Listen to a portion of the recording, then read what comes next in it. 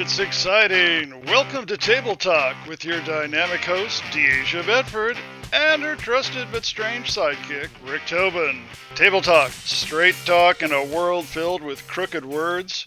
Join us and listen in for powerful wisdom and facts, for they are the coin of the realm when dining with us in honest discussion here at TableTok. And we're back for show number 2 here on Table Talk. De'Asia is with us today as well. Hey, De'Asia. Hello, hello. And we have some business to take care of, some follow-up action from our first show, from hearing back from our listeners. And we want our listeners to contact us through our email and let us know what they like in future shows and contact us about the show itself. One of the things I wanted to clarify is that De'Asia is not a millennial. Sorry about that. When older people get stuff wrong, you just let them kind of roll with it. I know, but, there's no moss on us if we roll, so that's all good. And I wanted to mention, she is of the Z generation, is that correct? Yes, I was hoping that, like the letter Z, it will be the end. But, unfortunately, people just had to keep multiplying. Our show is on the other side of that. We just don't want them to divide, so we're trying to bring everybody together. But unfortunately, we're dealing with some people who are the lowest common denominator. And don't let me get that back on my math jokes. It's not a good thing. Please don't. I was never really good at math. Even though I skipped a year ahead, my brain starts to hurt. And speaking of some other surprises about generations, we've got some very positive feedback from people from the youngest age group listening to. A surprise to me was some people who tie into the great generation who are part of World War II, which I can't even imagine they were listening. So I don't know how we're going to bridge 6 generations now. That's a lot of timber to build that bridge. But hey, everybody is welcome to be here, and everybody is treated on an equal basis. So remember that when you come to the table here, all the chairs are set evenly, everything at the table is fine for everyone to enjoy, the feast is ready. Please come on and join us on our conversations. How are your comments from those who listen that you talked to, De'Asia? The feedback has been absolutely amazing. From mentioning our chemistry when we have our conversations. I've also got some suggestions about covering more controversial topics, only if they knew we could get pretty controversial in here. It's all for people to see later on. If you stick around, of course, they'll listen and hear those different topics that we're going to be discussing later on. So I encourage everyone to stay tuned. And we want you to know, as we put more material online, more episodes, we will be putting this through many of the podcasting services that you can get on your phones, through your computer. So there will be other places you can reach us to. So that is part of the long-term marketing plan for the show. But first, we have to reach out to you, and you have to learn to trust us. And I think you'll find shortly that what we're bringing to the table is pretty unique for what's online right now. To start that out, we've done a little bit of our homework on cleaning up some of the ideas from the last show, in which the Ukrainian situation is still very serious. We hope that you listen to us about the idea of reaching out and maybe doing some, I don't know if the word is right anymore to say that someone is a pen pal? A pen pal is, you're not really using a pen anymore, you're using a keyboard. Well, pen pal kind of reminds me of people in prison, like an exchange. Exactly, and that's what this is all about, the exchange of ideas. And as we said, the truth and facts are the coin of the realm on our show. That's what we work with, and today's show is going to have a lot of that, because we're going to really address an issue that is very serious to both of us. We've both had experiences, we've seen the inside and outside of this issue. What are we going to talk about today, De'Asia? Good old-fashioned butt whoopings, aka corporal punishment. That's right, especially not just at home, not just within the family and dealing with children being raised, but in the schools too. And man, have I got stories to talk about that, and so does De'Asia. It's something we must address today. I will put my 2 cents on the floor right now. I'm not talking about correcting your child when they reach for the fire or keeping them from playing with the dog when the dog is being aggressive. I'm talking about striking a child for any reason other than their ultimate safety at the moment. You'll never see me support that in any situation whatever. We don't strike children. And what we've seen recently, I hate to say it, I hate to bring up what happened at the Oscars, but here's a perfect example where we have let violent reactions become appropriate to situations where other means of addressing a situation would have worked as well. And that all comes from the way you were raised and what you accept in society. We've got to knock this stuff off. So I'm going to stop for a minute. De'Asia, jump in before I start spinning on my wheel over here. So before we get into the deep dive and darkness of corporal punishment, let me let you guys in on a little story. I, being the brilliant mind I am, was in Upward Bound, the college readiness thing while I was in high school. And I had this art teacher. I won't mention names. I wish I could. But I won't mention names because I don't have enough money to be sued. But we're on the bus returning from a field trip, and somehow we get on the topic of corporal punishment. I personally grew up with corporal punishment. Like, if you did something wrong, it was a tap tap on the butt or tap tap on the hand. That corporal punishment is never all right. That it should never be used, and you should always talk to the child, and different punishments should be used. And while that may work on some children, I feel that sometimes corporal punishment for those kids that don't really care to listen or don't really care about things that much, corporal punishment can be a different form of discipline. Because I believe in when you're dealing out corporal punishment, you shouldn't do it out of anger. You should, when you're dealing out corporal punishment, it should simply be to correct the behavior. Like training a dog. When you train a dog and they mess up, you don't hit the dog out of anger. You simply correct the behavior with something to distract it from what it did wrong. So redirecting and then showing them the correct way. So again, with corporal punishment, I believe it should never be done out of anger, or you shouldn't be feeling emotional when you do go into that situation with your child. I feel like it should be neutral ground. You should talk to your child first, like, hey, this is why this is happening. Let's try to not make it happen again, and just deal it out like that. And we've all had the experience, like for myself, my granny from North Carolina, and I loved her, deep in my soul. But when I was younger, my mouth got me in trouble, or I was difficult sometimes, and she'd have me go out and cut a willow switch. And I got to tell you something, you change your behavior once you've had a willow switch after you. Let me tell you. Ay. Well, you're making me shiver over here, Rick. I'm starting to think of all the old times. Yeah, well, you had experiences with that too, but I do want to mention there's an old saying that comes from the Revolutionary War days in the United States, and it reflects on the difference of understanding light corporal punishment for a child and all that, and the understanding De'Asia just talked about, and carrying it over into violent actions as being appropriate. And that saying from the Revolutionary War days was, a woman, a dog, and a tree. The more you beat them, the better they be. And that, oh my gosh. Oh yeah, it's a very famous saying. I worked at a women's center in California. I'm telling you, some of the violence that we see later on in adults, and we see it in our schools today, and we'll talk a little bit about that and the facts behind that, what's going on. If we bring up our children to the belief that violence against them is appropriate and it's appropriate for all actions, I'm going to hit you for everything, they take that to their schools, they take that as an adult, and they take that to their families, to their children, and to their marriage. We've got to change the cycle.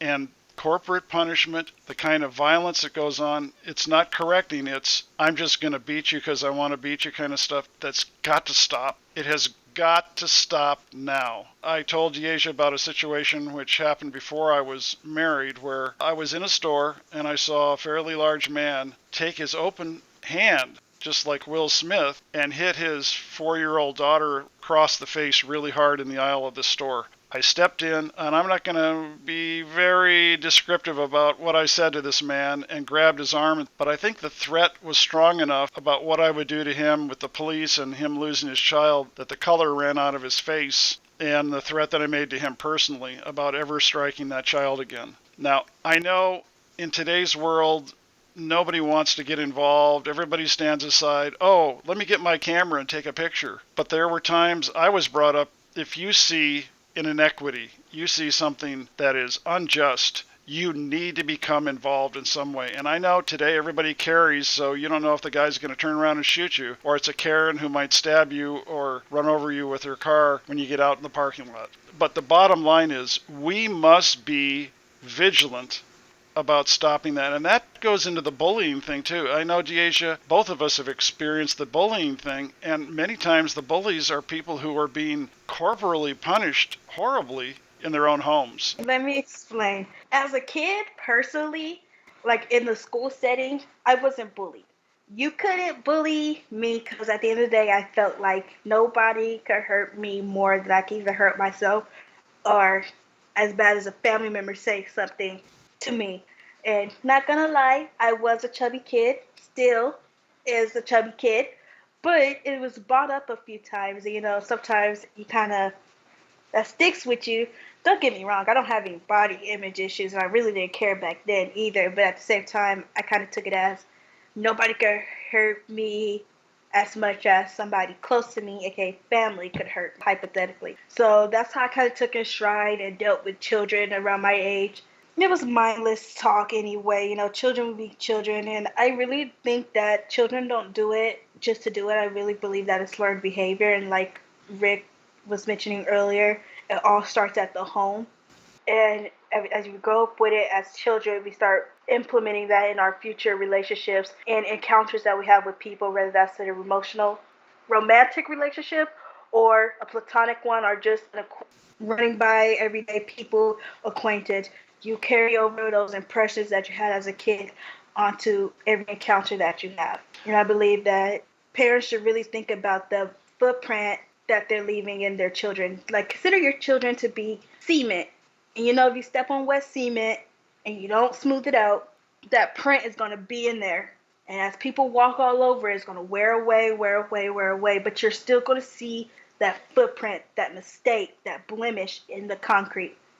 So it's best to smooth it over, treat the concrete with care, like your children, treat them with care, and actually put an effort to make it look good. Because at the end of the day, you're a representation of your child, and your child is a representation of you.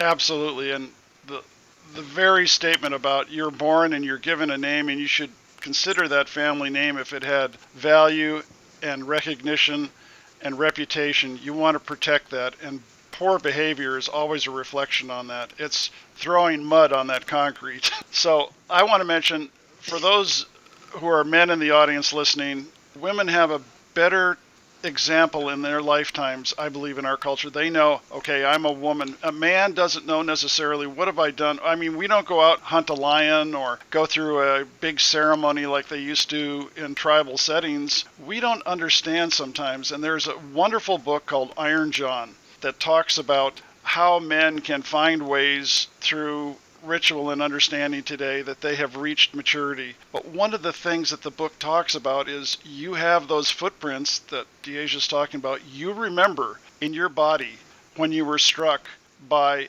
your parent, and in many cases when a man was struck by his father, and you remember the time and the place in your body. You can feel it, and you go back and you try and deal with that memory. For me, it was when I was 12 years old, an old 12, and my father, who was very strong, picked me up and beat me with a razor strap that had the metal on the bottom for something I had not done. It was one of my siblings had done something. And I remember telling him later, "You will never strike me again."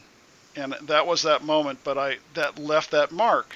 This is something later on we have to deal with those, and it takes a lot of work to take those footmarks out of our concrete. It is not an easy job to do, but we shouldn't go and beat other people and stamp on their sidewalk simply because we have a mark in ours. That doesn't give us the right to do that. Kind of move the discussion a little bit in an area that De'Asia's been through the school system. I've also been a teacher in several places and a substitute, worked on the buses also after I retired, God help me. People don't realize how many teachers want to quit. And recent studies, polls have said 43% of the teachers said they want to quit who are teaching today. 43% want to quit their profession. And a lot of it has to do not with pay and sometimes respect from their supervisors and so forth. It's they're getting accosted in the schools. I, as a substitute teacher, was accosted more than once and finally quit substituting. When I was on the buses, I got hit from behind. These kids have become violent and we are not correcting it. And that violence is associated with furthering the activity as they get to an adult. Now in Texas is one of the few states that still, there are 21 states that still allow spanking as punishment. Now think about that for a minute. If you were an adult and you were at work, say you were working at Burger King or Walmart or at the local coffee shop, and you did something to the food that was wrong or whatever, and they said, hey, don't do that again, and by the way, I want you to bend over and I'm going to hit you with this paddle. You think that's going to fly? I don't know. I might just say, oh, really? Could I go get the paddle? But that's just me. Well, we aren't talking Our Lady of Pain in San Francisco, who charges you $150 an hour. No. This is really serious stuff where... Hey, she likes me. She gives me a discount. Yeah. And there are... When you consider you're forced to be in that school by law, and now if a teacher or superintendent, someone, feels that you should be corrected by taking you down and striking you with an object, that's medieval. That is craziness. And one of the groups that, and this has always upset me, one of the groups that has a long history and a number of students every year, it's a large number of those who are corrected by punishment corporally in places like the state of Texas. They're correcting special needs children by striking them. That should never be allowed. If the student has become violent or they're uncontrolled, there's got to be other ways, and I know this because I work with special needs kids too. Striking is not appropriate. Now, sometimes you have to pull them apart. If a student has become violent and they're threatening the lives of the other student, that's a different story. But just because someone isn't listening to you, or you don't like the way they're acting or the way they're talking or something, to strike them, that's criminal. As far as I'm concerned, that's an assault. And I think a lot of parents are sick of this too. We can't have this anymore. What is the way to get around this? Let's talk about some solutions, De'Asia. I can talk about what I'm against all day long, but let's talk about some things that can be done that are more appropriate than hitting someone, especially with a paddle. Again, like I was mentioning, some children respond better to talking, sitting down and talking, explaining what was done wrong, how to fix it. Some kids do better if you take something that they value away. Like nowadays, the cell phone is like crack cocaine to my generation. You take away that, we start getting the twitches, the itches, our heads start ticking, everything. You swear that we're a drug addict. Take things, personal belongings away. As far as in a school setting, corporal punishment should not be, well, it's not appropriate. So I believe the best way you could do is call up a parent and be like, hey, your child's misbehaving. Can you do something about it? Get parents actually involved in the child's life, even at school. Because I know personally, when I was going to school, I took my personal life and school life as two separate things. I knew what I could do at school, I probably couldn't get away with at home. And what I could do at home, I could get away with at school. I couldn't get away with at school. So if you get parents more engaged and involved with what their child is doing in the school and actually help parents hold out punishment for what kids do in school, because I know when I used to get in trouble, nobody wants to believe their little angel did anything wrong, so they're like, that teacher's just picking on you. If teachers and parents actually talk and form a union, and teachers express how following out punishment to the child, even outside of school, would help reinforce the teacher's view. Because, when you see a teacher, you just think, that's just somebody that I come see 5 times a day. They can't really do nothing to me. But if I knew that my parent and my teacher had that strong union and bond, I knew if my teacher punished me and that punishment would carry on to at home in my personal life, I'll be more inclined to respect that teacher, because now I see them as an authoritative figure that could affect the personal things that I do in life and things that I can and cannot do to have fun and enjoy things as a kid. So it comes to reinforcing a union between parents and teachers, Your kids aren't angels. Most of them aren't. They're going to mess up. They're going to do things that are going to anger people. You have to accept that. After all, they probably get on your nerves. So trust and believe they're going to get on the strangers. Not only do you have to reinforce that union, but you also have to see what type of punishment works better for different kids. Because I know personally, me as a kid, I was a quiet kid somewhat. I just read all the time. For my punishment, I more so got my books and stuff taken away. I was forced to go outside and actually interact with the children. While my brothers, more rough and, active, my brothers, if you took their stuff away, yeah, it hurt them, but they felt like they could just go outside. Took outside away, they're like, okay, we could just play in the house, talk to each other. You tried to sit down and talk to them what they did wrong, went out one ear and out the other. It was until my mom put her foot down and actually started putting paddle to skin that they finally understood, like, ow, wake up call, ring, this is happening and this is why it's happening. So again, in a school setting or in a setting like that, I feel like corporal punishment should not be even on the table or even a thought in anybody's head. Teachers and parents should make a unification and show children that, hey, we're one and the same. You have to respect me just as much as you respect them. But at home, I feel like you should just see what's best for your child. I'm on target with you on that, and I will tell you, when I worked on the buses, I used to tell people I'd get so frustrated. Oh, if people on TV could only get the recordings of what goes on a bus, they wouldn't believe it. But I used to tell people, especially middle school children, I wanted to get a big pot of oil and just boil them. But then I met the parents. I need a bigger pot. The bottom line is, like you said, at home, it's got to start there too. You can't do it all in the schools. Let's take a break for a minute for our sponsor, our faux sponsor. We'll have real sponsors in the future, but let's talk to our, I know, I got to fill the space with something. And they're crazy. My ads are crazy, so get ready. And then we'll be right back for a summary of what we think and where we can go forward. We'll be right back.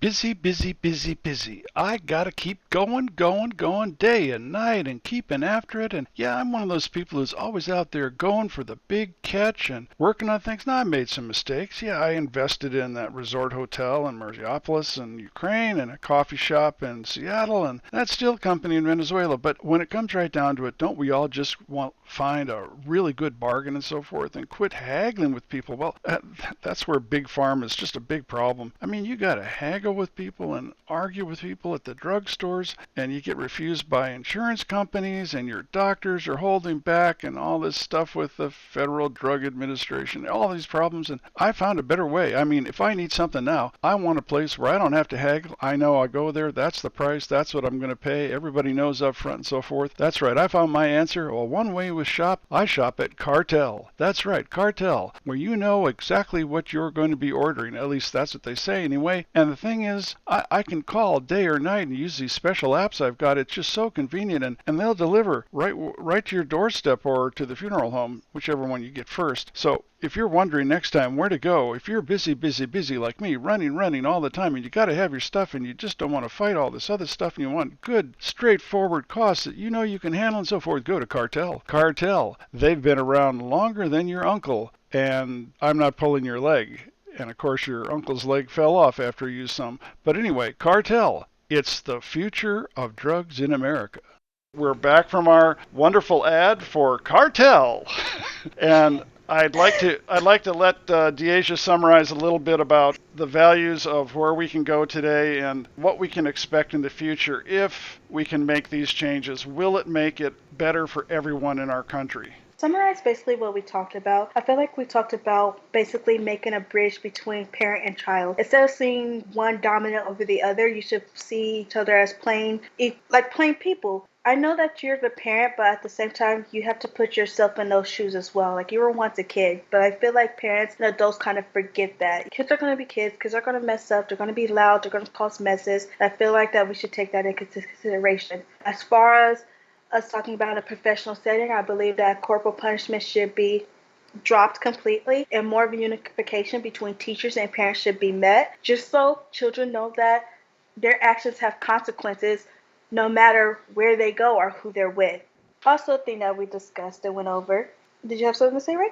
I'm with you 100%, and maybe reduction of violence against each other will even reduce road rage. God knows I don't even Yes. like to get into a car anymore because somebody will just cut you off and then threaten to shoot you. So if we can change the environment of emotional response to all situations, we won't have someone beating up the comedian at the Oscars, and perhaps we'll have less people striking out as a Karen in the mall trying to beat someone to the ground because they got the yogurt that somebody else wanted. Let's all find a way to find some peace, harmony, and grace in our culture, and one way is quit beating our children.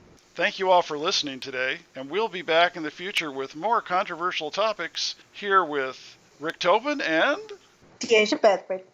thank you for listening in to Table Talk. Catch you later. Please subscribe. And you know our email address, tabletalk@gmail.com. And we'll be more than happy to address concerns and issues you have on our future shows. Signing off in a peaceful, gentle way. Oh, wait.